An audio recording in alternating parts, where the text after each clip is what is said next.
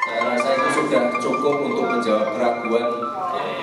Ini bukan pembuktian saya, tapi pembuktian seluruh anak muda. Melihat ada bulian, nyinyiran, fitnah di sosmed, tidak perlu kita tanggapi. Kita balas saja dengan pembuktian-pembuktian. Cuma istilah-istilah sulit, saya bisa mencari 1000 istilah sulit sehari yang orang lain nggak tahu. Kalau cuma mencari itu ya. Debat calon wakil presiden pada Jumat lalu menyisakan sejumlah perdebatan. Salah satunya soal regulasi carbon capture storage yang dicecar Cawapres nomor urut 2 Gibran Rakabuming Raka kepada Cawapres nomor urut 3 Mahfud MD. Kembali lagi ke pertanyaan saya, Pak.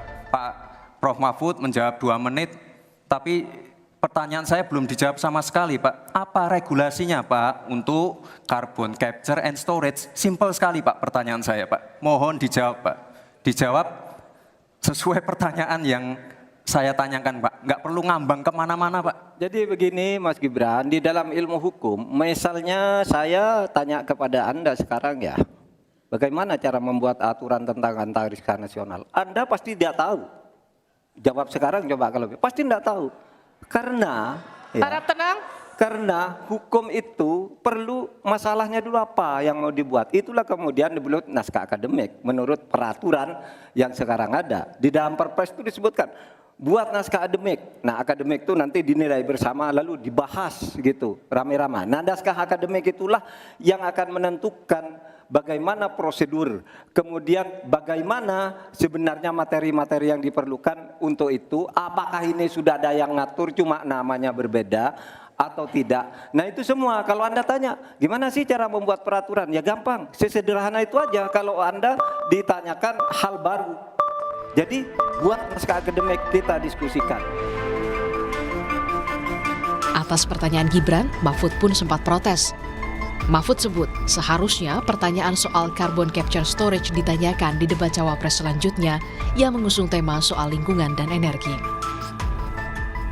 Anda mengingatkan agar kembali ke tema debat, karena tadi pertanyaannya itu carbon capture itu nanti debat keempat tanggal 21 Januari.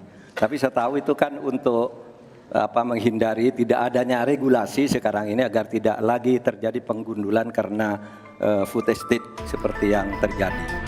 Kami juga memohon agar Pak Anies. Juru kampanye iklim Greenpeace menyoroti soal teknologi carbon capture storage yang disebutnya solusi palsu mencegah pemanasan global dan krisis iklim di Indonesia. Calon-calon pemimpin kita. Pernyataan Greenpeace mengenai carbon capture storage adalah solusi palsu. Karena dengan adanya proyek carbon capture storage ini membuktikan bahwa tidak adanya langkah nyata dari global dan pemerintah Indonesia khususnya dalam upaya penanganan krisis iklim. Dalam konteks transisi energi, tentunya akan jauh lebih efektif dan efisien jika kita menggunakan energi terbarukan ketimbang kita melaksanakan proyek carbon capture storage. Dan yang paling penting, jangan sampai proyek carbon capture storage ini menjadi pembenaran untuk ekspansi lagi penggunaan bahan bakar fosil seperti minyak, gas, dan batu bara.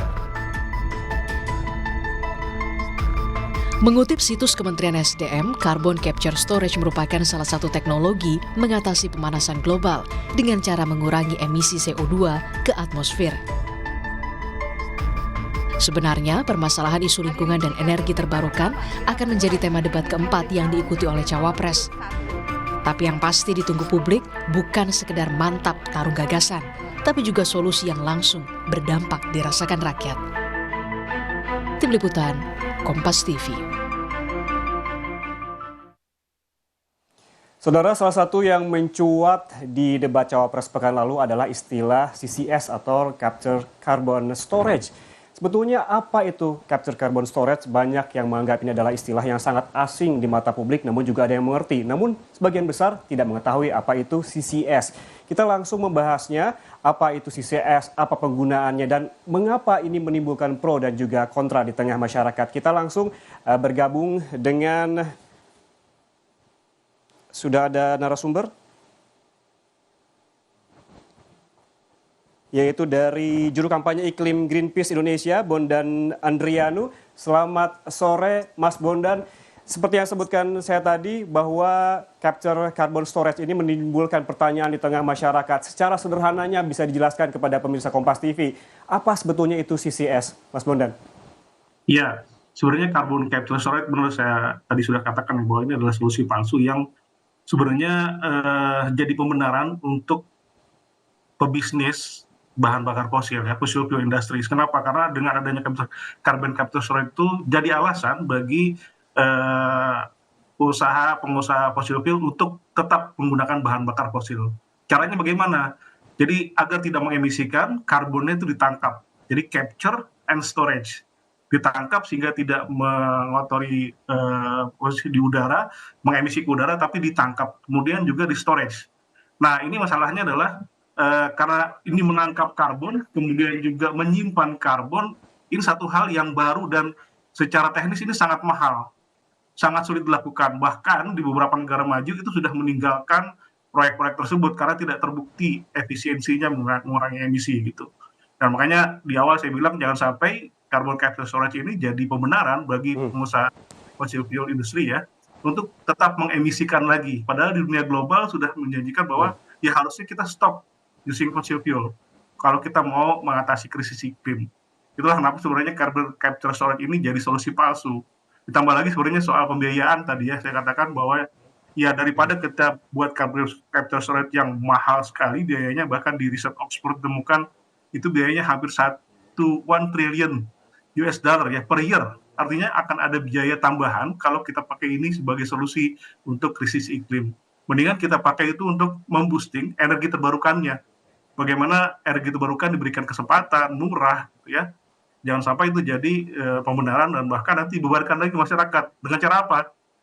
Jadi listrik kita lebih mahal lagi ketimbang kita menggunakan energi terbarukan. Begitu Mas.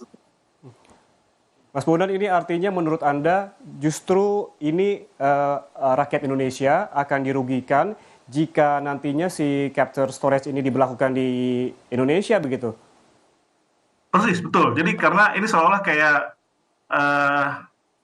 greenwashing ya kita bilangnya, karena seolah-olah membuat hal yang baru, yang bagus gitu ya, untuk solusi pemanasan global, solusi krisis iklim. Tapi kalau kita lihat di dalamnya secara teknis, dia hanya memindahkan karbon yang tadinya keluar gitu ya, ditangkap, dipindahkan, ditaruh di tempat yang kalau secara teknis bisa jadi di bawah, bahkan bisa dicampurkan menjadi bahan bakar gitu ya. Tapi intinya penggunaan bahan bakar fosil tidak ada pengurangan. Kalau kita hanya berpaku pada itu kenapa sebenarnya yang paling penting adalah pengurangan penggunaan bahan bakar fosilnya. Kalau itu jadikan proyek baru, tadi bicara soal regulasi ya di debat Capres kemarin, jangan bicara regulasi dulu. Carbon capture storage ini secara global pun masih belum teruji ya untuk jadi solusi nyata untuk pemanasan global bahkan krisis iklim. Jadi carbon capture storage ini emang baru yang memang diciptakan oleh pengusaha fosil industri sebenarnya.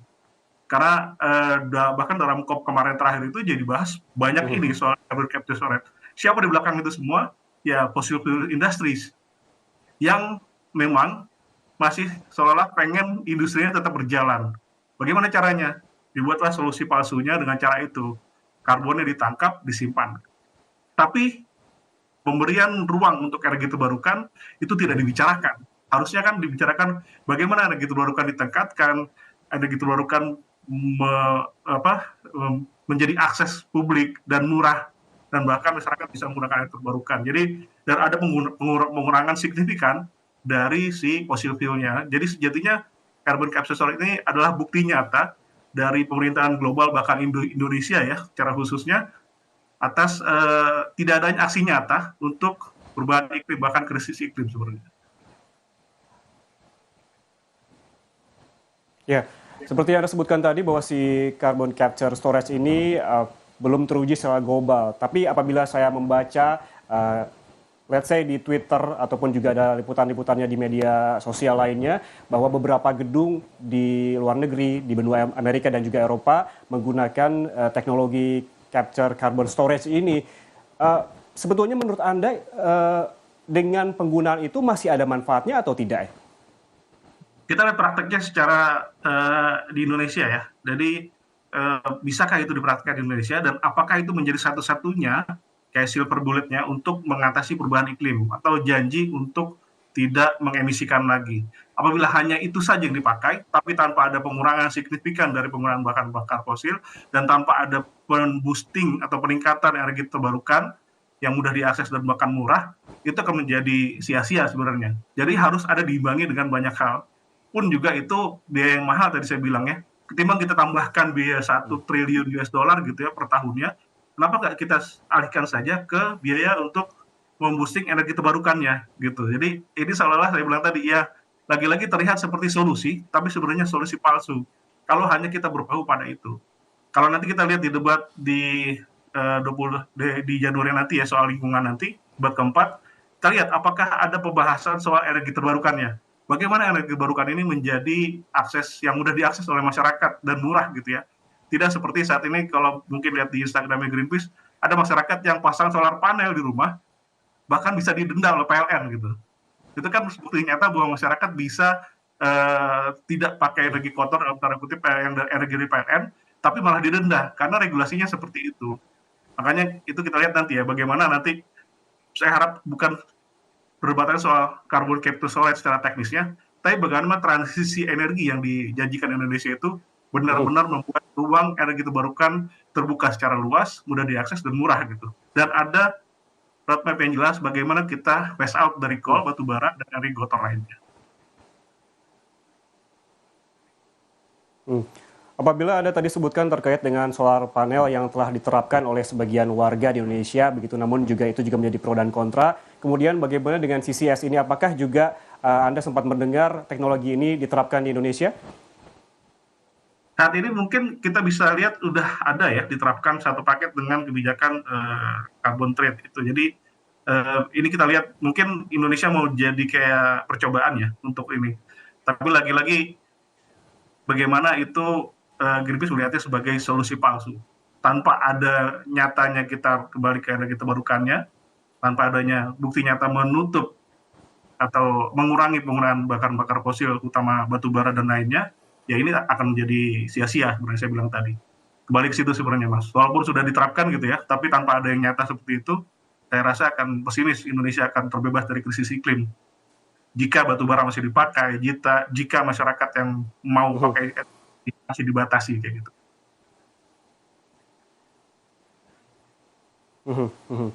Kalau Anda tadi sempat menyebutkan sejumlah kerugian begitu yang akan diterima oleh negara apabila CCS ini diberlakukan.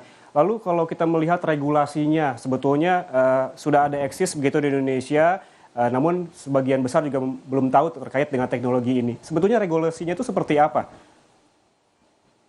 Ya regulasinya, saya nggak tahu secara persis sebenarnya ya regulasinya seperti apa. Tapi harusnya regulasi itu juga harus didampingi atau diiringi dengan adanya energi terbarukan yang saat ini masih digantung sebenarnya RUU EBT, rancangan undang-undang untuk energi baru dan terbarukan. Nah ini sayangnya yang saya khawatirkan adalah masuk dalam RUU EBT tadi, atau rencana undang-undang untuk energi baru dan terbarukan, karena ada kata barunya di situ dan terbarukan ya. Harusnya kan kalau cara terminologi harusnya renewable energy artinya energi terbarukan. Tapi di Indonesia regulasinya pakai term energi baru dan terbarukan. Mas Bondan, ini saya mendapatkan sedikit catatan sejumlah negara yang menggunakan teknologi ini. Ada Amerika Serikat, ada Kanada, sampai dengan Arab Saudi yang telah menggunakan teknologi ini. Hingga memulai proyek ini dari tahun 2015, artinya sudah sangat lama begitu. Dan memiliki kapasitas penampungan CO2 mencapai 0,8 juta ton. Artinya di negara lain, di sisi lain ada manfaat dan juga efek yang positif. Namun bagaimana jika ini diterapkan Indonesia begitu? Sementara negara lain juga masih menggunakan teknologi ini. Ya, saya baru baca beberapa literatur ya dari salah satu Oxford dikatakan bahwa carbon capture storage itu bukan hal yang mudah seperti di copy paste. Negara lain sudah pakai itu, kita copy paste di Indonesia. Dan tidak semudah itu ternyata. Jadi capture storage itu banyak hal teknis yang bisa dilihat visibility-nya sebenarnya bisa nggak dipakai di Indonesia atau di industri yang lainnya. Jadi tidak semudah itu. Negara lain berhasil, kenapa kita nggak pakai? Nah, Oxford sendiri mengatakan bahwa itu tidak semudah itu. Kita nggak bisa copy paste teknologi capture storage itu yang sudah dilakukan di negara lain. Katakanlah tadi sudah ada beberapa negara yang sudah melakukan, apakah itu implementasi di Indonesia? Ya kita lihat sebenarnya bagaimana visibility study-nya dan lainnya secara teknis apakah itu bisa dilakukan sebenarnya. Dan terjemahan lainnya adalah ya lagi-lagi saya bilang tadi, apakah itu hanya solusi satu yang untuk mengatasi krisis iklim di Indonesia? Kalau hanya itu saja, ya kita tidak bisa optimis ya bahwa kita akan terhindar dari krisis iklim gitu.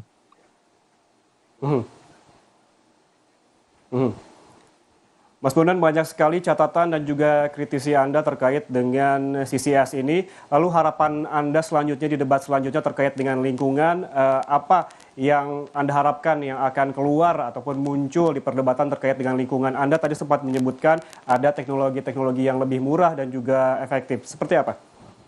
Ya, harapannya sebenarnya debatnya bukan lagi soal teknis, tapi bagaimana implementasi kita tidak lagi kecanduan penggunaan bahan bakar fosil sehingga kita punya roadmap yang jelas terhindar dari krisis iklim. Karena kita salah satu negara yang terdampak oleh krisis iklim, karena seperti di Pulau Jawa ini kita punya riset bahwa di seluruh pantai utara Jawa itu sudah mengalami peningkatan muka air laut karena juga ada penurunan muka tanahnya. Jadi itu karena apa? Salah satunya karena krisis iklim. Jadi kalau kita lihat nanti debat selanjutnya, harapannya itu sudah teknis bagaimana kita terhindar dari penggunaan bahan bakar fosil dan kita mengutamakan bagaimana energi terbarukan diprioritaskan dari segi budget, dari segi teknis dan segala macam.